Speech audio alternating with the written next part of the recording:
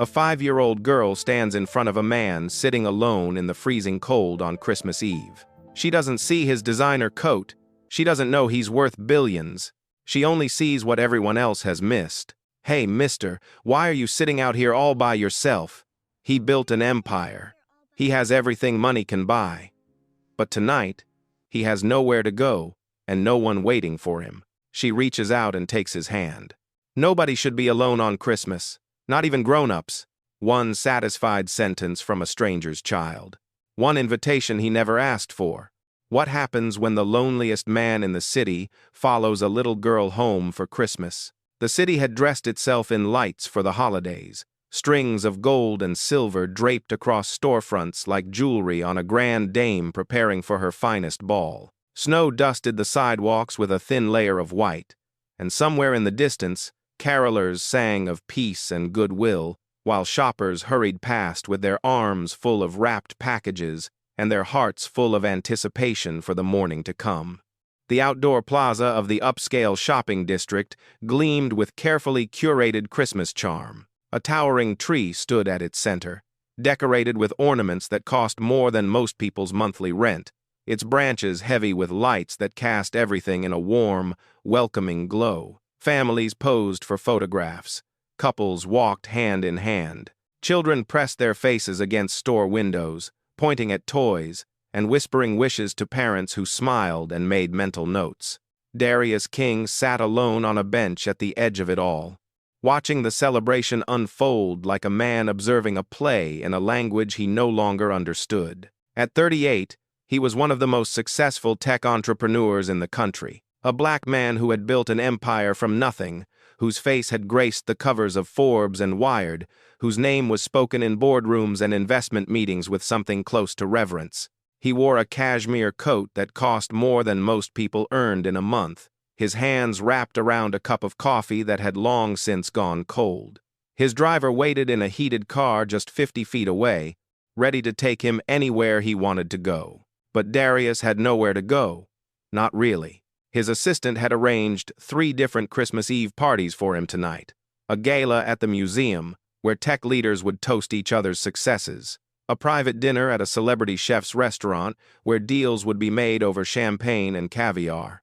A holiday celebration at his own company headquarters, where employees would pretend to be comfortable around the man who signed their paychecks. He had declined them all. Instead, he sat here in the cold, watching strangers celebrate a holiday that had lost all meaning to him, wondering when exactly his life had become so hollow that even the most wonderful time of the year felt like a prison sentence. Darius had everything most people dreamed of: a penthouse apartment with floor-to-ceiling windows that overlooked the entire city, a private jet that could take him anywhere in the world on a moment's notice, investment portfolios that would keep his grandchildren's grandchildren comfortable, a legacy that would outlive him by generations. And yet, 7 years ago, he had held his newborn son in his arms and promised to give him the world. Malik had been so small then, so perfect, with tiny fingers that wrapped around Darius's thumb and held on like he never wanted to let go. Darius had cried that night, overwhelmed by a love so fierce it terrified him, and he had sworn that nothing would ever come between him and his child. He had broken that promise so completely that sometimes he wondered if the man who made it had ever really existed at all. The divorce had been brutal. 2 years of lawyers and accusations and battles fought with money instead of weapons. His ex-wife had painted him as an absent father, a man more married to his company than to his family, and Darius couldn't argue because it was true. He had missed Malik's first steps because he was in a meeting, missed his first words because he was on a plane, missed birthdays and school plays and bedtime stories because there was always another deal to close, another crisis to manage, another mountain to climb. In the end, Malik went to live with his grandmother. Not because Darius didn't want him, but because Darius didn't trust himself to be what his son needed. How could he be a father when he didn't know how to be present? How could he give Malik stability when his own life was a constant storm of work and pressure and expectation? So he had stepped back, told himself it was for Malik's own good, sent money and gifts and tried to schedule visits that always seemed to get canceled at the last minute. And now his son was 7 years old, and Darius had become the kind of father he had always sworn he would never be. The kind who showed up with presents instead of presents. The kind whose child knew him more from photographs than from memories. The guilt was a constant companion now, a weight he carried in his chest that no amount of success could lift. Darius took a sip of his cold coffee and grimaced. Around him, the world celebrated. Families laughed, children played. Love was everywhere, tangible and real, and he sat in the middle of it all like a ghost, visible but untouchable, present but not really there. He was about to stand up and return to his empty penthouse when a small voice cut through the noise of the plaza. "Hey, mister, why are you sitting out here all by yourself?" Darius looked down to find a little girl standing in front of his bench, her head tilted to one side like a curious bird. She couldn't have been more than 5 years old, with dark skin and a riot of curly hair that escaped from beneath a bright red knit cap. She wore a puffy jacket that had seen better days and mittens that didn't quite match, and she was looking at him with the kind of frank assessment that only children possessed. "I'm just taking a break," Darius said automatically, scanning the crowd for a parent. "A break from what?"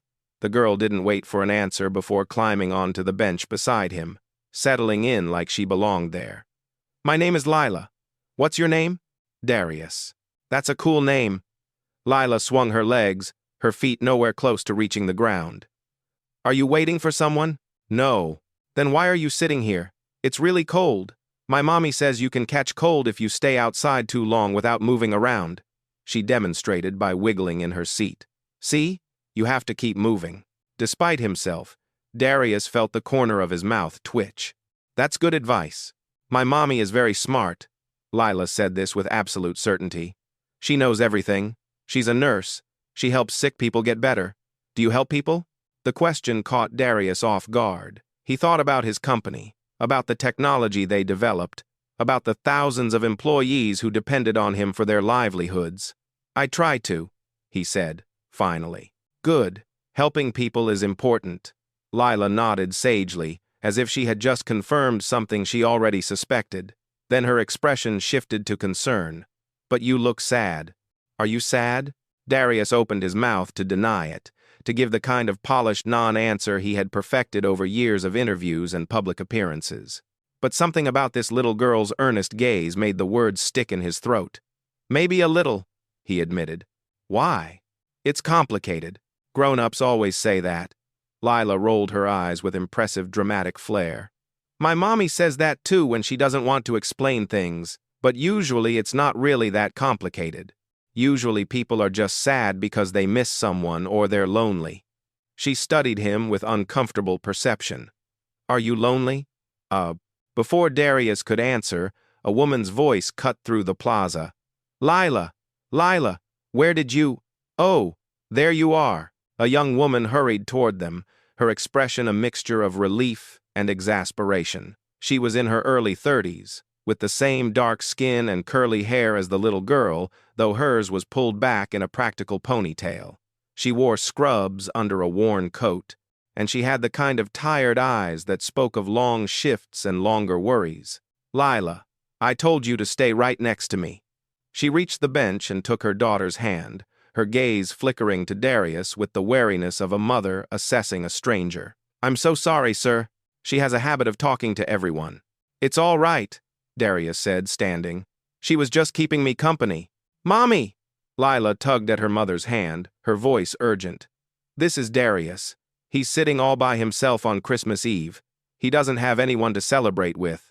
The woman's expression shifted, sympathy warring with suspicion, as she took in Darius's expensive coat, his polished appearance, the quiet authority that clung to him even in stillness. "I'm sure this gentleman has plans, baby."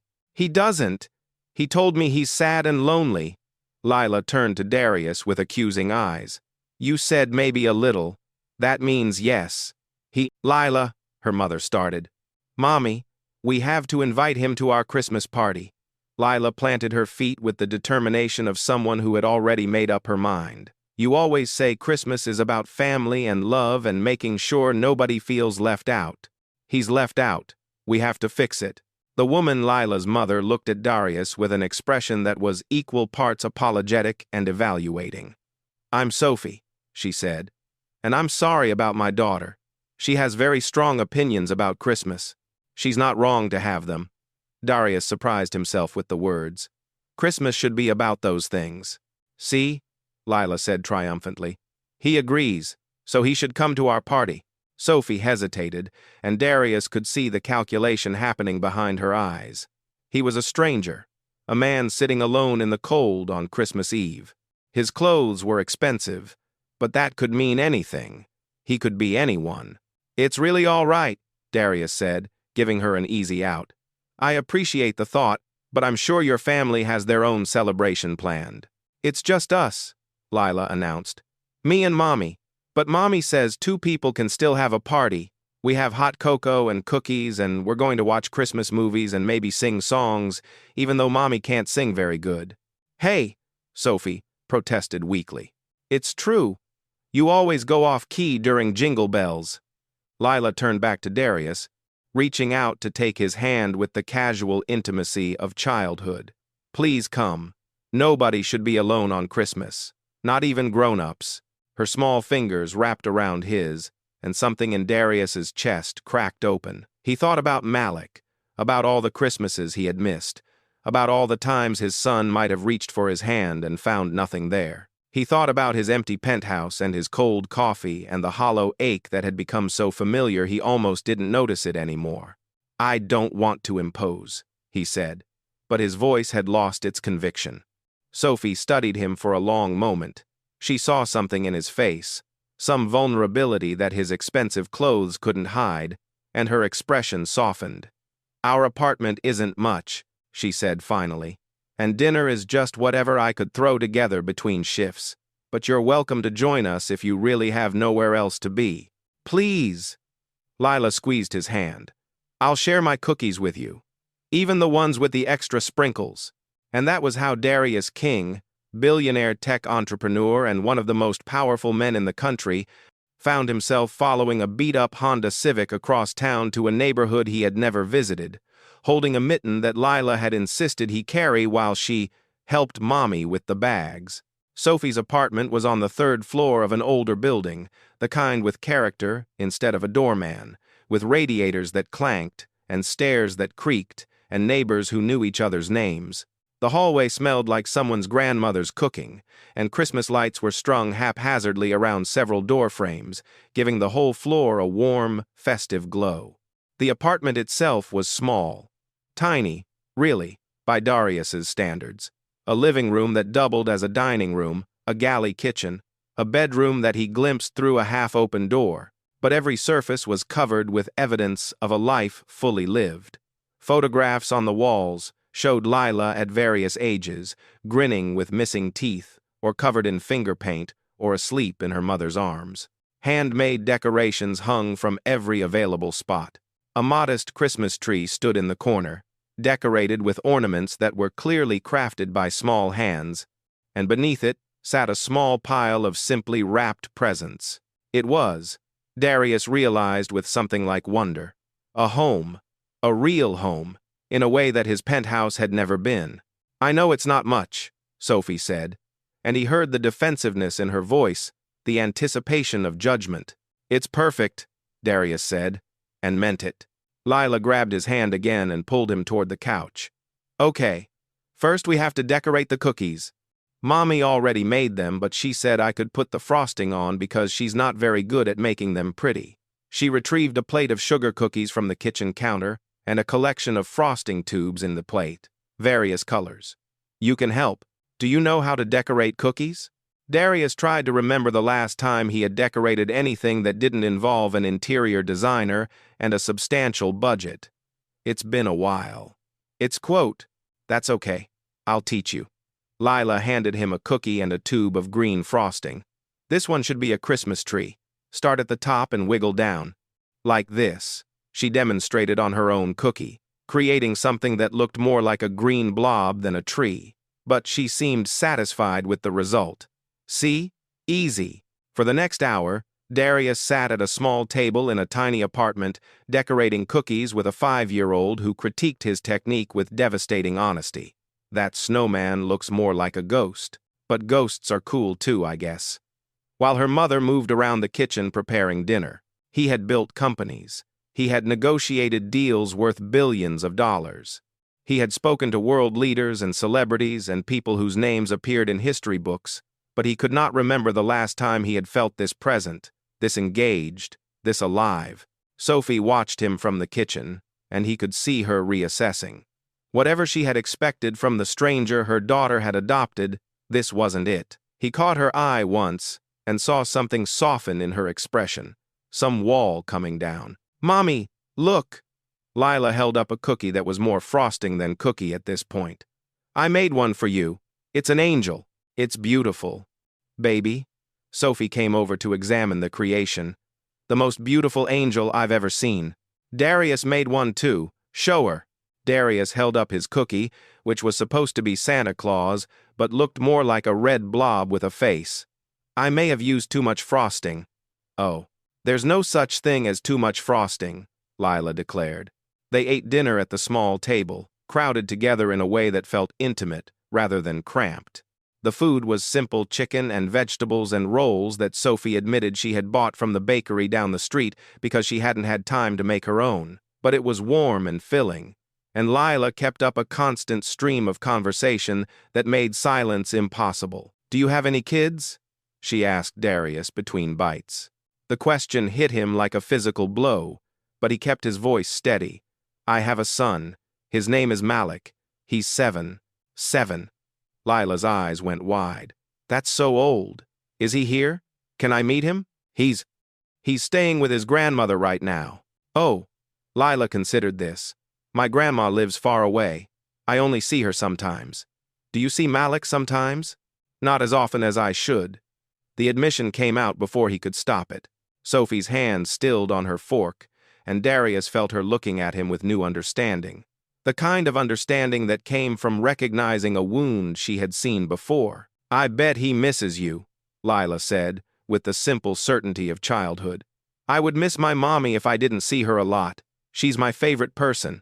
"Lila, eat your vegetables," Sophie said gently, steering the conversation away from what she clearly recognized as painful territory. But the words stayed with Darius. "I bet he misses you." Did Malik miss him? Or had he stopped missing him long ago, the way you stop missing something you never really had? After dinner, they watched a Christmas movie on Sophie's small television, something animated that Lila had apparently seen 100 times, but still found hilarious. She sat between Darius and Sophie on the couch, providing commentary throughout, and occasionally climbing into Darius's lap to point at something on the screen. She fell asleep there, eventually, her head resting against his chest and her small body warm and trusting in his arms. Darius sat very still, afraid to move and disturb her, feeling something break open inside him that he had kept locked away for years. "This is what I missed," he thought.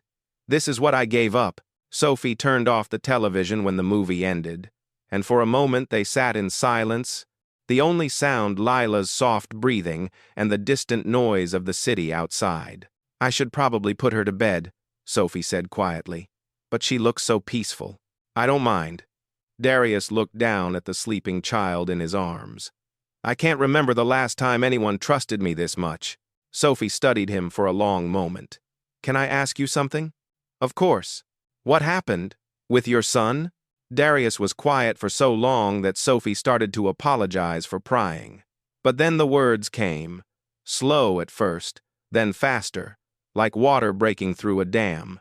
He told her about the marriage that had started with love and ended with lawyers, about the work that had consumed him, the ambition that had cost him everything that mattered, about the guilt that ate at him every day, the knowledge that he had failed, the one person who depended on him most.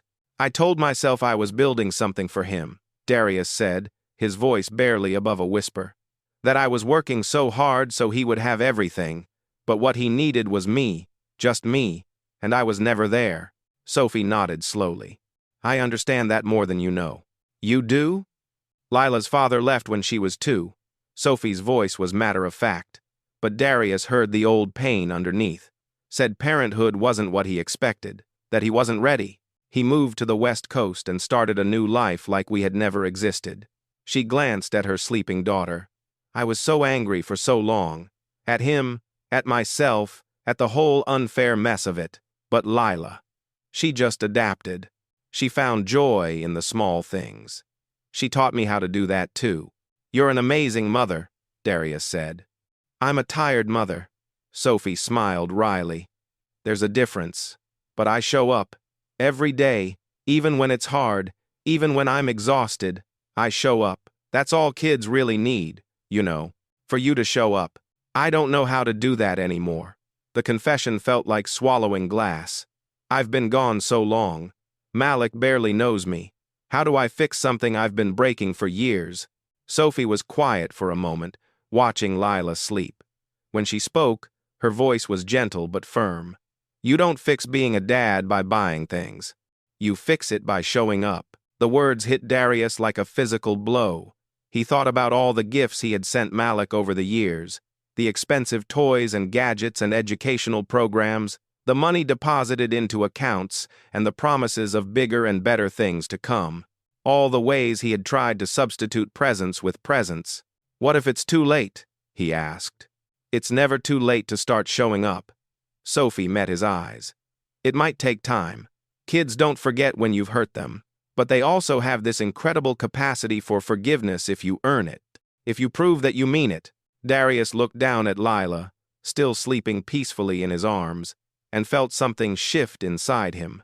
A decision being made, a direction being chosen. I should go, he said finally. It's late. Sophie carefully lifted Lila from his arms, the little girl stirring just enough to mumble something about cookies before settling against her mother's shoulder. Thank you for coming tonight, Sophie said. I know Lila basically kidnapped you, but I'm glad you came. So am I. Darius stood, suddenly awkward in a way he couldn't remember being since adolescence. Thank you for having me. For the dinner and the cookies and everything. You're welcome back any time, Sophie said. Lila will ask about you. She gets attached quickly. At the door, Darius paused. Can I ask for your number? I'd like to. I don't know.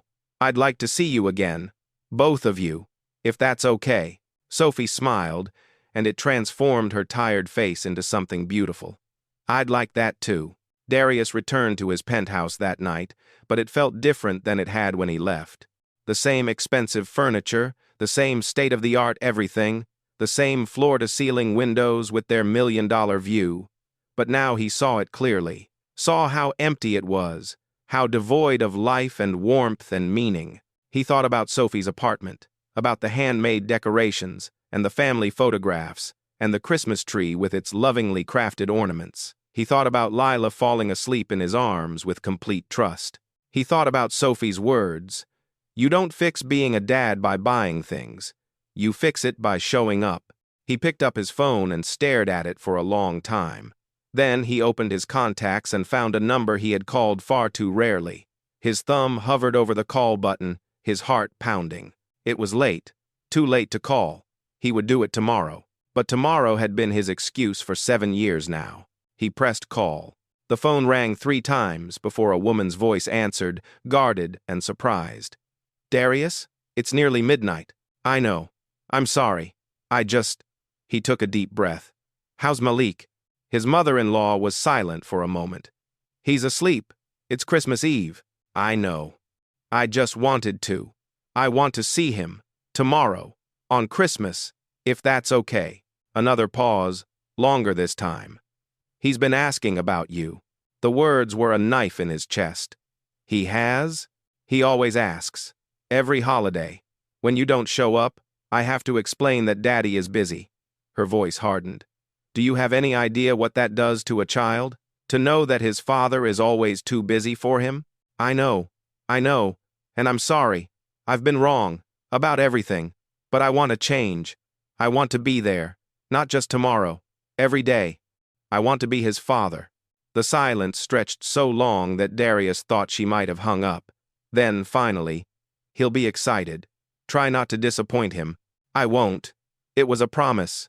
A real one this time. Christmas Day dawned bright and cold, and Darius drove himself to his mother-in-law's house for the first time in years. He had sent his driver away, wanting to do this on his own, wanting to prove something to himself even if no one else was watching. He stood on the porch for a full minute before knocking, his heart racing like he was about to enter the most important meeting of his life. In a way, he was. The door opened, and there stood Malik. His son had grown so much, taller, thinner, with Darius's eyes and his mother's smile. He wore Christmas pajamas and held a new toy truck, and he looked at Darius with an expression that broke and healed Darius's heart simultaneously. "Dad? Hey, buddy." Darius knelt down to be at eye level with his son. "Merry Christmas." Malik didn't run into his arms, didn't throw himself at Darius with joy. He just stood there, studying his father with the wary hope of a child who had been disappointed too many times. "You came," Malik said. "I came. Are you staying?" Darius thought about all the times he had shown up only to leave again, all the broken promises and missed moments, and the 1,000 small ways he had taught his son not to trust him. "I'm staying as long as you want me," he said. Malik considered this. Then, slowly, he reached out and took Darius's hand. "Grandma made pancakes. You can have some if you want." It wasn't forgiveness. Not yet. But it was a start. The months that followed were not easy. Darius had to rebuild everything from the ground up. His relationship with Malik was fragile, easily bruised by old habits and older fears. There were times when his son looked at him with suspicion, times when phone calls went unanswered, times when Darius wanted to retreat back into the comfortable distance of before. But he kept showing up. He restructured his company, hiring a COO to handle the day-to-day operations. He set boundaries around his work hours that would have seemed impossible a year ago. He learned to leave his phone in the car during Malik's soccer games and to turn off his email during bedtime stories. And he kept visiting Sophie and Lila. What had started as gratitude became friendship, and friendship slowly grew into something deeper. Sophie challenged him in ways no one else did. She didn't care about his money or his power or his name. She cared whether he was present, whether he was trying, whether he was becoming the man he wanted to be. "You're different than I expected," she told him one evening, months after that first Christmas Eve. They were sitting on her couch while Lila slept in the next room, drinking wine that Darius had brought and talking about nothing and everything. "Different how?" "I thought you'd be, I don't know, more impressed with yourself." She smiled to take the sting out of the words. "But you're just a person, a complicated, trying to figure it out person, like the rest of us." "Is that a compliment?" "It's an observation." She set down her wine glass and looked at him seriously. "Lila adores you, you know. She talks about you constantly. Darius this, Darius that. Her teacher asked me if I'd started dating again. Have you?" The question hung in the air between them. Sophie held his gaze. "I think I might be." The first time Darius kissed Sophie, it felt like coming home to a place he hadn't known he'd been searching for. She fit against him perfectly, her hands gentle on his face, her lips warm and certain. When they finally pulled apart, she was smiling. "About time," she said. A year after that fateful Christmas Eve, Darius faced his biggest challenge yet. He had been spending more time with Malik, slowly rebuilding their relationship through consistency and presence. But trust, once broken, took time to repair. And there came a day when Malik finally said what he had been holding back. "You only show up when it's convenient." They were in Malik's room, surrounded by toys and books and the accumulated evidence of a childhood Darius had missed. Malik sat on his bed, arms crossed, his young face twisted with hurt and anger. "That's not true," Darius started. "Yes, it is. You're here now, but you weren't here before. You weren't here when I had my birthday.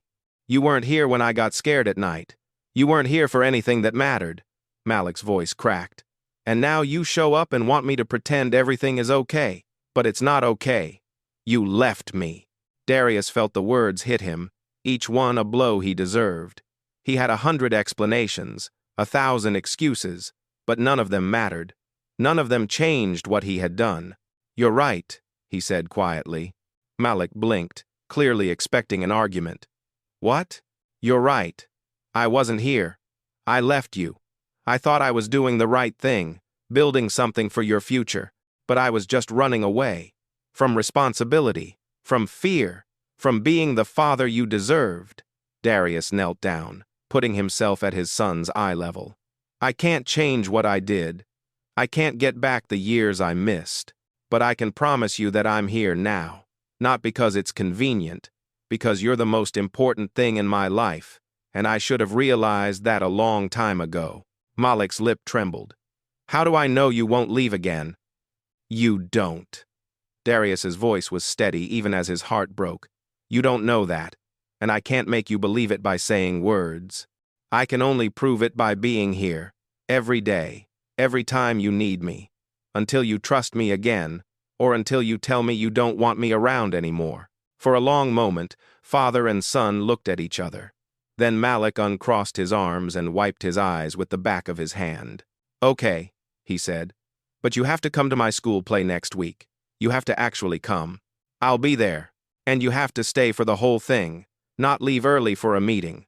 I'll stay for the whole thing, and you have to bring flowers. Because the other kids' parents bring flowers."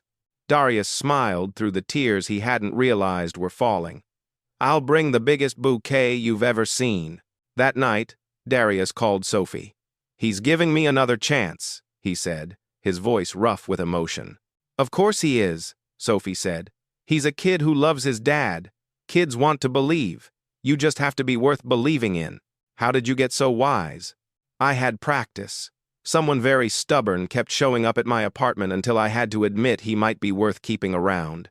Darius laughed, and it felt like the first real laugh he'd had in years. "I love you," he said. "I don't know if I've said that yet, but I do. I love you and Lila, and this life we're building. You saved me." "You saved yourself," Sophie corrected. "I just reminded you that you could." The healing happened slowly, then all at once. Darius attended every school play, every soccer game, every parent-teacher conference. He learned to cook Malik's favorite breakfast pancakes with chocolate chips, slightly burnt the way he liked them. He memorized bedtime stories and learned the names of Malik's friends, and became the kind of father who showed up not because he had to, but because he wanted to. Sophie and Leela became part of that healing too. Malik and Leela became something like siblings, bickering and playing and forming the kind of bond that only children can create. Sophie became Darius's partner in every sense of the word, someone who challenged him and supported him and loved him, not despite his flaws, but in full knowledge of them. One day, nearly 2 years after that first Christmas Eve, Malik reached for Darius's hand while they were walking through a park. It was such a small gesture, such a simple thing.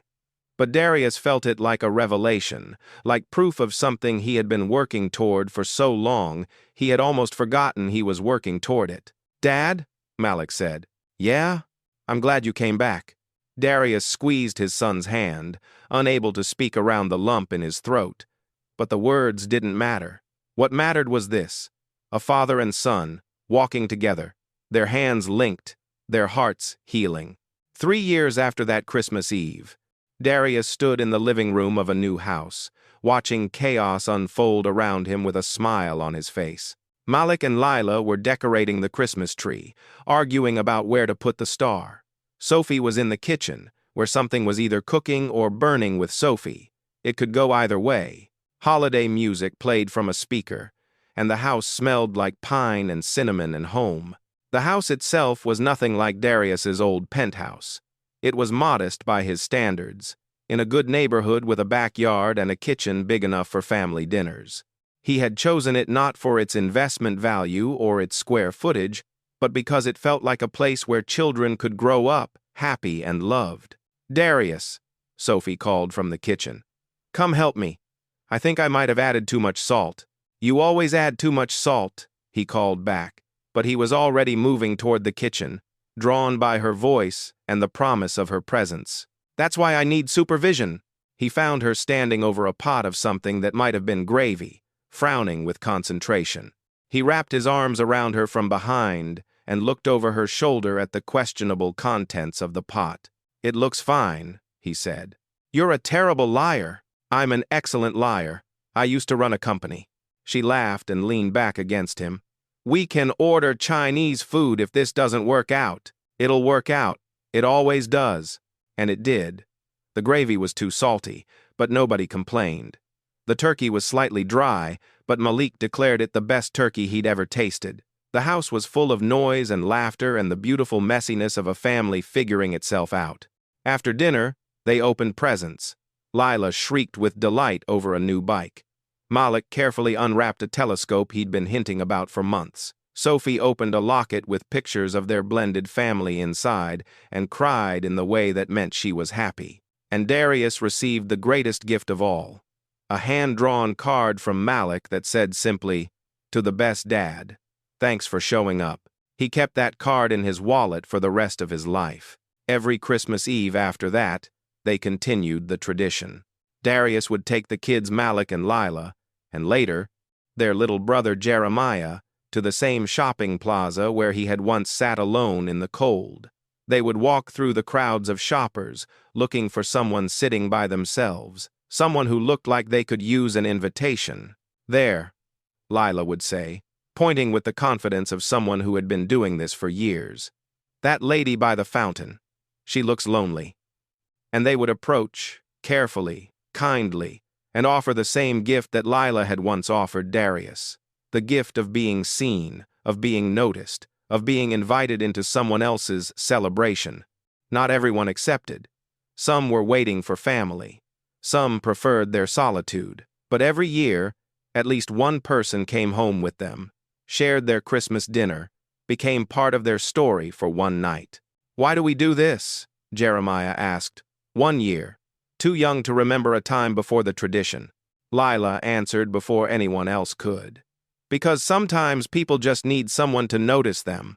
Darius looked at his daughter because that's what she was now, in every way that mattered, and felt his heart expand with a love so fierce it still surprised him. "That's exactly right," he said. "Because years ago, a little girl had noticed a lonely billionaire sitting in the cold on Christmas Eve.